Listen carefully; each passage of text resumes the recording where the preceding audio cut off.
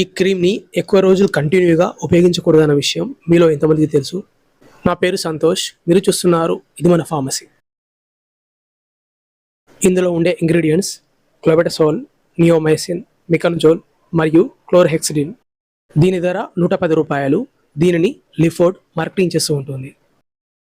ఇదొక antibacterial, antifungal మరియు steroid combination గల ఒక క్రీమ్. దీని యొక్క ఉపయోగాన్ని మనం గమనించినట్లయితే దీనిని శరీరంపై వచ్చే అనేక రకాల ఫంగల్ మరియు బ్యాక్టీరియల్ ఇన్ఫెక్షన్ని తగ్గించడం కోసం అయితే ఉపయోగిస్తూ ఉంటారు.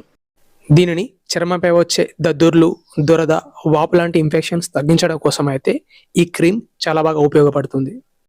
దీనిని అన్ని రకాల రింగ్ వార్మ్ ఇన్ఫెక్షన్స్ తగ్గించడం కోసం అయితే ఉపయోగిస్తుంటారు. అంటే అథ్లెట్స్ ఫుట్, జాక్ ఇచ్, రింగ్ వార్మ్ ఆఫ్ బాడీ ఇన్ఫెక్షన్స్ని తగ్గించడం కోసం, ఇంకా వీటితో పాటు ఎగ్జిమా, డెర్మటైటిస్ తగ్గించడంలో కూడా ఈ క్రీమ్ని ఉపయోగిస్తూ ఉంటారు. దీనిని ఫేస్ పై వచ్చే మొటిమల కోసం ఉపయోగించాలనుకున్నట్లయితే ఉపయోగించకండి. ఇది ఫేస్ పై రాసే క్రీమ్ అయితే కాదు.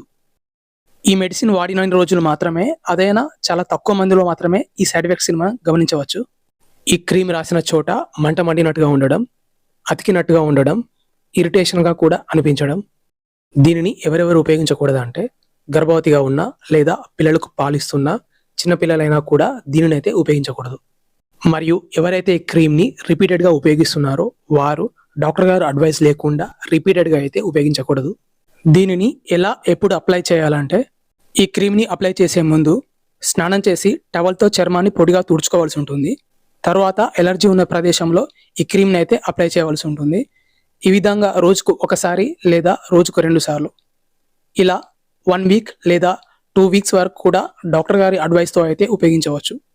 ఇంకా ఎక్కువగా ఉండే దురదను తగ్గించేందుకు ఇట్రాకోనజోల్ 200 mg మరియు ఫెక్సోఫెనడిన్ 120 mg టాబ్లెట్స్ని 5 డేస్ లేదా 7 డేస్ వరకు డాక్టర్ గారి సలహాతో ఉదయం మరియు రాత్రి ఆహారం తీసుకున్న తర్వాత వేసుకోవాల్సి ఉంటుంది.